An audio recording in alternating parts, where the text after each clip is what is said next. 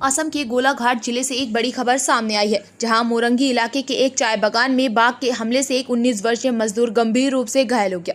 इस घटना के बाद पूरे इलाके में दहशत का माहौल।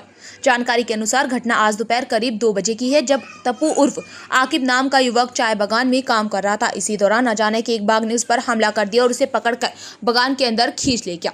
वहीं साथ में काम कर रहे अन्य मजदूरों ने हिम्मत दिखाते हुए शोर मचाया और बाघ को भगाने की कोशिश की, जिसके बाद बाघ ने युवक को छोड़ दिया। घायल युवक को तुरंत गोलाघाट के कुशल कोवर सिविल अस्पताल में भर्ती कराया गया, जहां उसका इलाज जारी। इस घटना के बाद इलाके में दहशत का माहौल है। स्थानीय चाय श्रमिकों का कहना है कि इस तरह की घटनाएं पहले भी कई बार हो चुकी, लेकिन इसके बावजूद सरकार द्वारा कोई ठोस कदम नहीं उठाया गया। लोगों ने सरकार से जल्द ठोस कार्रवाई और सुरक्षा व्यवस्था सुनिश्चित करने की मांग की। फिलहाल प्रशासन की ओर से इस मामले में क्या कदम उठाए जाते हैं, इस पर सभी की नजरें टिकी हुई हैं। আমি মৰঙী বাগানত কাম কৰোঁ, স্প্ৰিঙৰ কাম কৰোঁ। মোৰ নাম হ'ল নিতাই তাঁতী। একেলগত কাম কৰি থকা অৱস্থাত বাঘে ল'ৰাটোক ডাইৰেক্ট ধৰি মেলি একদম নালাত লৈয়ে গৈছিলে। আমাৰ এই ভাইটো আছে, সি যেতিয়া বেহেংগা লৈ পেলাই গৈছে নহয়, তেতিয়া বাঘে মাৰি আছে, তেতিয়াই বাঘটো এৰি পেলাই গৈছে। ডাঙৰে বাঘ আছে। আৰু বাঘ যে সেইটো বাগানত নহয়, সেইটো বাগানত আমি 3-4 বাৰ পালোঁৱেই। আগতো বহুত বাঘ পাই আছোঁ, সৰুৱে বাঘ পাইছোঁ, ডাঙৰেও বাঘ পাইছোঁ। বাঘৰ ইমানে হেৰি হৈছে নহয়, আজি ল'ৰা মানুহ হ'ল বুলি, নহ'লে ছোৱালী মানুহ হ'লেতো দিগদাৰ আছিলে। সেইকাৰণে কৈছোঁ পিঞ্জৰা এটা দি পেলাই বাঘক লৈ পেলাই পিঞ্জৰাত ৰাখি দিওঁ বুলি। আগতো কেইবাবাৰো বাঘে কামোৰা হৈছে ন, তাৰ একো ব্যৱস্থা কৰা নাই নেকি চৰকাৰে? নাই একোৱে কৰা নাই কৰা। সেইটো যে মহিলাকেইটা আমাৰ সদায় কাম কৰি থাকে। বাঘে ইমানে আছে, বাঘটোক ধৰি পিঞ্জৰাটোত লৈ পেলাই লৈ যাওঁ, সিমানে কয় মস্ত কৰিছোঁ। আৰু সেই বাঘে কামোৰা ল'ৰাজনৰ নাম কি? টপ আছে। কিমান বছৰ বয়স? কিমান হ'ব? 19 মান হ'ব। 19 বছৰমান হ'ব। কেইবা ঠাইতো কামুৰিছে ন? বহুত জেগাত কামুৰিছে, গোটেইখিনি ডিঙি চিঙি পেট চেট গোটেই কামুৰিছে। আপোনালোক আছিলে লগত? লগত আছিলোঁ।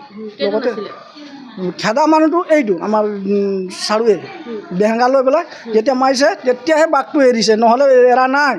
মানুহটো কৈ আছে মোক, বাঘে মাৰি পেলাই একদম সোমাই আছে বুলি কৈছে। তেতিয়া ই দৌৰ মাৰি গৈ পেলাই বেহেংগা, আমি পানী বুকু বেহেংগাটো লৈ পেলাই তাক মাৰিছে, তেতিয়াহে এৰিছে। আচলতে আজি মৰঙী চাহ বাগিচা আমাৰ বুকিয়াল খণ্ড উন্নয়ন আমাৰ বন খণ্ড উন্নয়ন বিষয় কাৰ্যালয়ৰ সমীপতে আচলতে পূৰ্বতো তেনেধৰণৰ বাঘৰ আক্ৰমণ হৈছে। এগৰাকী মহিলাও তেনেকুৱা তেওঁৰ নাকটো উলিয়াই দিছিলে, অকণমানকৈ বাচিছিলে। আৰু এতিয়াও চাহ বাগিচা অঞ্চলত অকল মৰঙী চাহ বাগিচা বুলিয়েই নহয়, সমগ্ৰ অসমৰ চাহ বাগিচা অঞ্চলত বাঘৰ আতংক হৈছে, হাতীৰ উপদ্ৰৱ হৈছে, এতিয়া লাষ্টত গঁড় আহিবলগীয়া হ'ব, এনেকুৱা হৈ আছে। আৰু পূৰ্বতো বিভিন্ন সময়ত আমি বিভিন্ন এইবিলাক উত্থাপন কৰিছোঁ আৰু চৰকাৰক দৃষ্টিগোচৰ কৰাইছোঁ, মেমৰেণ্ডামো দিছোঁ। কিন্তু আজি পৰ্যন্ত কিন্তু চৰকাৰে পিঞ্জৰাবদ্ধ কৰি বাঘক নিৰাপত্তা স্থানত নিবৰ কাৰণে কিন্তু চেষ্টা কৰা নাই। বৰঞ্চ আমাৰ চাহ শ্ৰমিকৰ মহিলা কাম কৰে। এতিয়া আমি বহুত বিপদত পৰিছোঁ। চাহ শ্ৰমিকৰ মহিলাসকলক যদি এনেধৰণৰ আক্ৰমণ কৰে, তেতিয়া কিন্তু বহুত বিপদজনক হ'ব। তেওঁলোকে বাচি যোৱা ইম্পচিবল হ'ব।